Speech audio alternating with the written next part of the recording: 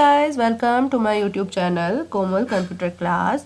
सो ये एक्सेल का पार्ट 3 है। अगर आपने पार्ट 1 और पार्ट 2 नहीं देखा है तो आप प्लीज़ चैनल पर जाइए और पार्ट 1 पार्ट 2 देखिए, जिसमें आपको एक्सेल का इंट्रोडक्शन मिलेगा। आपको किसी भी वैल्यू को ड्रैग कैसे करना है उसकी वीडियोज़ आपको मिल जाएगी। तो स्टार्ट करते हैं आज की वीडियो। आज हम करेंगे आप एक्सेल के अंदर रिजल्ट कार्ड कैसे बना सकते हो। तो सबसे पहले मैंने एक्सेल के अंदर यानी A1 सेल के अंदर रोल नंबर लिखा है, उसके बाद नेम, सब्जेक्ट लिखा है हिंदी, इंग्लिश, एसएस, और उसके बाद टोटल लिखा है। तो सबसे पहले यहाँ पर रोल नंबर लिया है और रोल नंबर लिखने के लिए सिर्फ आपको करना क्या है, आपको 1 लिखना है, 2 लिखना है, और इन दोनों को सिलेक्ट करने के बाद आपको अच्छी तरह से पता है आप इनको ड्रैग कर सकते हो। तो आपको सिर्फ ऐसे इनको ड्रैग करना है। उसके बाद आपको यहाँ पर नेम टाइप करना है। तो मैंने पहले ही शीट 2 में नेम लिखा हुआ है तो मैं इसको यहाँ से कॉपी पेस्ट कर रही हूँ। ठीक है, तो यहाँ पर नेम टाइप हो गया हमारा। अब नेम टाइप करने के बाद हमें सिर्फ क्या करना है, सब्जेक्ट यानी जो सब्जेक्ट है उसमें जो मार्क्स आए हैं वो टाइप करना है। तो मार्क्स टाइप करने के लिए पहले मैंने एक मार्क्स लिया, फिर से एंटर प्रेस किया और ये ऐसे मैं टाइप कर रही हूँ। अगर आप ऐसे टाइप नहीं करना चाहते, इससे एक और इजी तरीका है, क्योंकि देखिए जैसे ही मैं यहाँ पर नंबर्स टाइप कर रही हूँ तो नंबर टाइप करने के बाद जहाँ पर एंड हो चुका है उसके बाद अगर मैंने एंटर प्रेस किया तो हम नेक्स्ट वाले सेल पर जा रहे हैं, जबकि हमें यहाँ पर नंबर नहीं लिखना है। तो आप ऐसा भी कर सकते हो, अपने सेल्स को ऐसे सिलेक्ट कर लीजिए और सेल को सिलेक्ट करने के बाद आप कंटिन्यूसली वैल्यूज टाइप करते जाइए। इससे क्या होगा, आपने जो सेल सिलेक्ट किया है आपका जो कर्सर है उसी में ही जाएगा, बाहर नहीं जाएगा। जैसे देखिए यहाँ पर एंड हुआ है तो मैंने जो टाइप करना स्टार्ट किया वो फिर अप से स्टार्ट किया, यानी आपका जो कर्सर है वो नेक्स्ट जाएगा, लेकिन जहाँ तक आपने सेलेक्ट किया है तब तक जाएगा। तो ये हमने यहाँ पर नंबर्स को ऐड कर लिया है।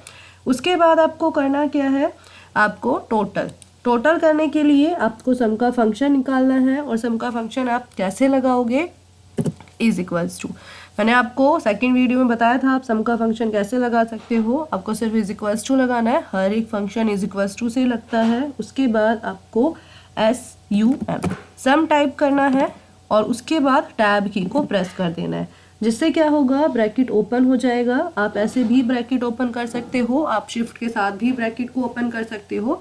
उसके बाद आपको रेंज देना है, यानी C2 से लेकर E2 तक, C2:E2 तक का रेंज देना है, ब्रैकेट को क्लोज कर देना है और एंटर प्रेस कर देना है। तो ये हमारे तीनों सब्जेक्ट का टोटल आ गया। उसके बाद आपको मैक्सिमम मार्क्स निकालना है, यानी तीनों सब्जेक्ट में से हाईएस्ट मार्क्स किसके हैं। तो मैक्सिमम मार्क्स निकालने के लिए मैंने सबसे पहले मैक्स लिखा है, मिनिमम मार्क्स के लिए मिन लिख दिया। तो मैक्सिमम मार्क्स निकालने के लिए आपको मैक्स का फंक्शन लगाना होगा।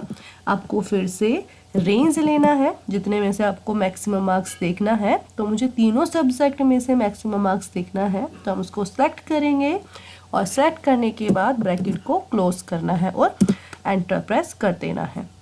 इससे क्या होगा, आप मैक्सिमम मार्क्स देख सकते हो। अगर आपको मिनिमम मार्क्स देखना है, तीनों सब्जेक्ट में से मिनिमम मार्क्स देखना है, तो मिन का फंक्शन लगाइए, उसको सिलेक्ट कर दीजिए, रेंज को C2:E2 ब्रैकेट क्लोज करना है और एंटर प्रेस कर देना है। अगर आपको एवरेज निकालनी है, देखो एक होता है एवरेज और एक होता है परसेंटेज। ठीक है, तो परसेंटेज निकालना है, तो परसेंटेज निकालने के लिए क्या करना होगा, फॉर्मूला लगाना पड़ेगा, लेकिन एवरेज निकालने के लिए फंक्शन लगाना पड़ेगा। तो एवरेज कैसे निकालना है, इज इक्वल्स टू एवरेज। उसके बाद हमें करना क्या होगा, जो मार्क्स हमने अचीव किया है उन मार्क्स को सिलेक्ट करना है, यानी C2:E2 हमें फिर से लेना पड़ेगा, ब्रैकेट को क्लोज करना है और एंटर प्रेस कर देना है, जिससे एवरेज निकल जाएगा। लेकिन परसेंटेज निकालने के लिए क्या करना होगा, फॉर्मूला लगाना पड़ेगा, यानी कि इज इक्वल्स टू के बाद हमें करना क्या है, टोटल को सिलेक्ट करना है। अब हमें वो मार्क्स नहीं सिलेक्ट करना जो हमने अचीव किया है, वो नहीं सिलेक्ट करना है, हमें टोटल सिलेक्ट करना है, मल्टीप्लाई बाय 100 डिवाइडिंग बाय 300। 300 क्यों किया है, क्योंकि ये 3 सब्जेक्ट का टोटल है। उसके बाद एंटर प्रेस कर देना है, इससे क्या होगा, परसेंटेज निकल जाएगा। उसके बाद हमें करना क्या है, ग्रेड निकालना है, क्या आपके क्या ग्रेड है, ग्रेड और रिजल्ट। तो के लिए अब हमें क्या करना होगा, अगर हमें A ग्रेड चाहिए, अगर A नहीं है तो B चाहिए, C चाहिए और फिर पास और फेल चाहिए। तो उसके लिए हमें क्या करना पड़ेगा, फिर से इफ का फंक्शन। नेक्स्ट है ग्रेड। अगर आपको ग्रेड निकालना है तो एक फंक्शन होता है, वो फंक्शन होता है इफ का। इफ फंक्शन क्या काम करता है, कंडीशंस के ऊपर काम करता है। कंडीशन के ऊपर कैसे काम करता है, यानी आप सिर्फ कंडीशन दोगे, अगर आपका कंडीशन ट्रू है तो आपको आउटपुट मिलेगा, अगर आपका कंडीशन फॉल्स है आपको आउटपुट मिलेगा लेकिन फॉल्स ही टाइप होकर आएगा। तो स्टार्ट करते हैं इफ का function is equals to if, bracket open किया, लॉजिकल टेस्ट। देखो लॉजिकल टेस्ट में मैंने परसेंटेज को सिलेक्ट किया, ठीक है, और मेरी परसेंटेज ग्रेटर देन, मैंने ग्रेटर देन लगाया है, उसके बाद इज इक्वल्स टू लिया है, यानी कि मैंने जो परसेंटेज को सिलेक्ट किया, जो सेल मैंने सिलेक्ट किया वो या तो ग्रेटर हो या फिर इज इक्वल्स टू हो 80 के, ठीक है, या तो 80 हो या फिर 80 से ज़्यादा हो। अब यहाँ पर मेरा लॉजिकल टेस्ट एंड हो जाता है। देखिए अगर आप कोई भी फंक्शन लगाते हो तो उस फंक्शन को स्टेप बाय स्टेप क्या क्या चीज़ें चाहिए वो आपको खुद बता देगा। जैसे कि मैंने इफ का फंक्शन जब यहाँ पर अप्लाई किया तो यहाँ पर देखिए लॉजिकल टेस्ट लिखा हुआ आ रहा है, उसके बाद वैल्यू इफ फॉल्स आ रहा है और वैल्यू इफ ट्रू भी यहाँ पर लिखा हुआ आ रहा है। तो हमें करना क्या है, पहले लॉजिकल टेस्ट देना है। लॉजिकल टेस्ट हमने यहाँ पर टाइप कर दिया है, उसके बाद लॉजिकल टेस्ट हमने यहाँ पर लिख दिया है, तो उसके लिए एंड करने के लिए हमें यहाँ पर कॉमा लगाना होगा। उसके बाद हमें देना है कि अगर मेरे जो कंडीशन है, यानी जो मैंने लॉजिकल टेस्ट दिया है वो ट्रू है, तब हमें क्या चीज़ चाहिए, वो टेक्स्ट है तो हमें डबल कोट्स के अंदर लिखना है, यानी मेरी एवरेज या तो बड़ी हो या बराबर हो 80 के, कोमा, तो डबल कोट्स में हमें यहाँ पर ए ग्रेड लिखना है कि अगर मेरी कंडीशन ट्रू हो जाती है तो हमें ए ग्रेड चाहिए। ब्रैकेट क्लोज करना है, एंटर प्रेस किया तो यहाँ पर फॉल्स लिखा हुआ आ रहा है। फॉल्स लिखा हुआ क्यों आ रहा है, क्योंकि हमने जो कंडीशन दिया था वो क्या हो गया, फॉल्स हो गया, यानी कि आपकी कंडीशन अगर ट्रू नहीं है तो फॉल्स है, और अगर आपकी कंडीशन फॉल्स है तो आपको फॉल्स ही रिजल्ट मिलेगा। इसके अलावा अगर आपको यहाँ पर फॉल्स प्रिंट नहीं कराना है, आपको कुछ और चीज़ प्रिंट करानी है, तो आप वैल्यू इफ फॉल्स में वो चीज़ लिख सकते हो। आपको क्या करना है, सिर्फ कॉमा लगाना है, और कॉमा लगाने के बाद डबल कोट्स के अंदर, मान लीजिए मैंने यहाँ पर बी लिखा, ब्रैकेट को क्लोज करना है। अब देखिए कंडीशन हमारा क्या हो गया, मेरी एवरेज बड़ी हो या बराबर हो 80 के, कोमा, डबल कोट्स में ए ग्रेड आना चाहिए, ये हो गया value if true. Value if false में अगर ए ग्रेड नहीं है, यानी मेरी जो वैल्यू है वो फॉल्स हो रही है, तो हमें फॉल्स प्रिंट नहीं कराना है, हमें बी चाहिए, वो हम चीज़ यहाँ पर लिखेंगे, लेकिन डबल कोट्स के अंदर लिखना है। टेक्स्ट आपको डबल कोट्स के अंदर लिखना है, ये चीज़ ध्यान देना है। एंटर प्रेस किया तो हमारी कंडीशन फॉल्स हो गया, तो यहाँ पर बी आ रहा है, लेकिन मुझे ए ग्रेड भी चाहिए, बी भी चाहिए, सी भी चाहिए, और अगर ये तीनों नहीं है तो हमें फेल प्रिंट कराना है। तो उसके लिए हमें क्या करना होगा, जो डबल कोट्स में बी लिखा है उसको हटाना है, और अब बी ग्रेड के लिए हम इफ का फंक्शन फिर से लगाएंगे।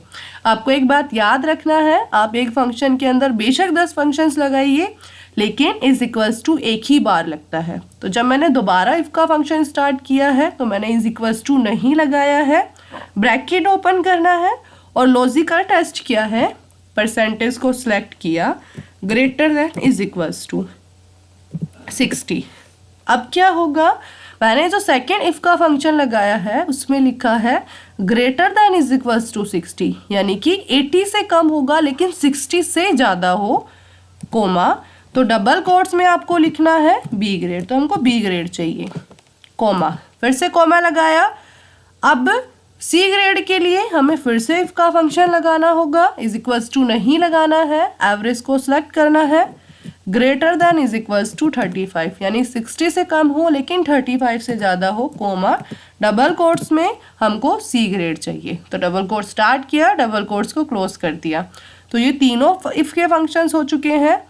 अब इफ का फंक्शन क्या करेगा, तीनों कंडीशंस को चेक करेगा, पहले ए ग्रेड के लिए, फिर बी ग्रेड के लिए और फिर सी ग्रेड के लिए। अगर ये तीनों कंडीशन फॉल्स हो जाती है तो वो हमें फॉल्स ही रिजल्ट देगा। लेकिन अगर हमें फॉल्स प्रिंट नहीं कराना है तो कॉमा लगाने के बाद डबल कोट्स के अंदर हमें यहाँ पर जो चीज़ आउटपुट चाहिए वो हम यहाँ पर लिख देंगे। तो मैंने यहाँ पे डबल कोट्स में फेल लिख दिया। वैल्यू इफ ट्रू हो चुका है हमारा ए, बी और सी। अगर ये नहीं है तो वैल्यू इफ फॉल्स में फेल लिख दिया, लेकिन वो डबल कोट्स के अंदर लिखना है। उसके बाद ब्रैकेट 3 बार क्लोज होगा। 3 बार ब्रैकेट क्लोज इसलिए होगा क्योंकि हमने इफ का फंक्शन 3 बार लगाया है। एंटर प्रेस किया तो यहाँ पर सी ग्रेड आ रहा है। सी ग्रेड क्यों आ रहा है? क्योंकि ये 60 से कम है, यानी परसेंटेज 60 से कम है लेकिन 35 से ज़्यादा है। नेक्स्ट हमें निकालना है रिजल्ट, और रिजल्ट होता है सिर्फ पास और फेल के लिए। तो आपको सिर्फ पास और फेल निकालना है तो भी इफ का फंक्शन लगेगा।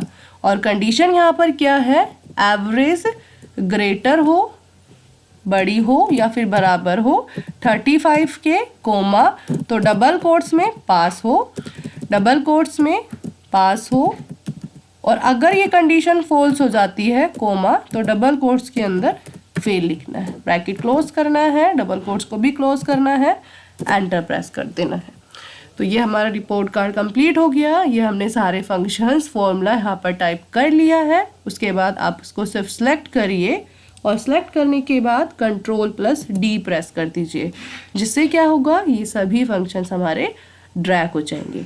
उसके बाद आपको क्या करना है, जब आपका पूरा डेटा तैयार हो जाएगा, आप अपने पूरा डेटा को सिलेक्ट करना है।